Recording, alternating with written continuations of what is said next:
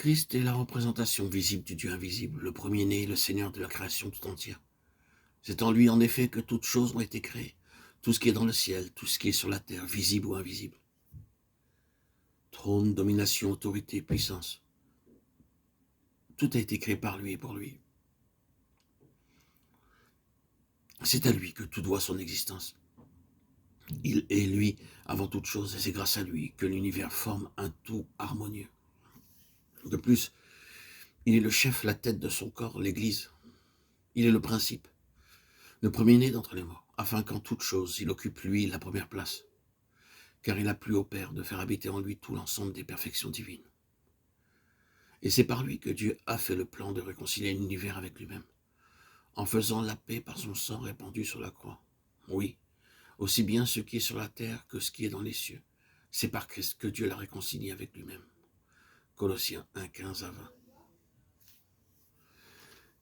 Si donc vous êtes ressuscité avec Christ, cherchez les choses qui sont en haut, où est Christ, assis à la droite de Dieu. Colossiens 3, 1. Nous le voyons, Jésus couronné de gloire et d'honneur. Hébreux 2, 9.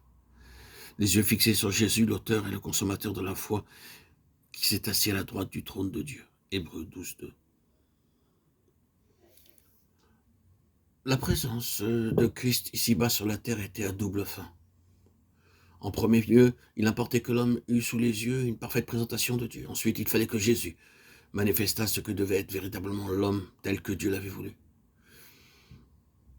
Il n'y en eut bien peu, peut-être même s'il n'y en eut-il point du tout, qui discernèrent ce premier aspect de sa personne et reconnurent Dieu en lui. Le monde ne l'a pas connu, dit l'apôtre Jean en parlant de la véritable lumière. Même ceux qui avaient avec Jésus le contact le plus étroit, le plus suivi, qui le voyaient agir, qui l'entendaient parler, qui pouvaient suivre de près tous ses mouvements, ne le virent pas, à proprement parler. Aussi, pouvait-il dire à l'un d'eux vers la fin de cette période, « Il y a si longtemps que je suis avec vous et tu ne m'as pas connu, Philippe. Celui qui m'a vu a vu le Père. » Dans ce sens profond, les disciples ne l'avaient pas vu. Il était là pour représenter en personne la pensée, le cœur et la volonté de Dieu. Mais il est impossible de discerner ces choses dans la personne de Christ sans le secours du Saint-Esprit. Quoi qu'il en soit, Dieu a eu ici sur la terre une parfaite représentation de lui-même. Et depuis ce moment-là, la connaissance de Dieu dans quelque domaine que ce soit est inséparable de la personne de Jésus-Christ. Sous l'ancienne alliance, les Juifs, dans un sens, allaient directement à Dieu, la première personne de la Trinité divine. Les sacrifices, le sacerdoce et tous les instruments du culte n'étaient pour eux que des contingences qu'ils étaient loin de personnifier, c'est-à-dire dans lesquelles ils ne discernaient pas en type la personne médiatrice, comme nous aujourd'hui. À la lumière de l'Évangile, nous voyons facilement le pain de vie dans les pains de proposition, tandis que les Israélites n'y voyaient rien. Ils ne voyaient que Dieu au centre de leur religion. Mais dès l'instant où Christ entre dans le monde, assume les charges de son ministère et accomplit son œuvre sur la croix, il est impossible d'arriver à la connaissance de Dieu sans son intermédiaire. Et cette parole de Jésus à Thomas, « Nul ne vient au Père que par moi », est vraie.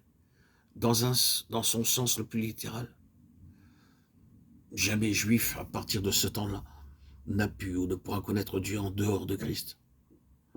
Quand le nom Yahweh disparut du temple juif, le nom ineffable qui avait été si longtemps son sanctuaire, ce fut pour réapparaître dans l'église chrétienne sous la forme de Yehovah, Jésus, Yeshua, qui veut dire hébraïquement le Sauveur.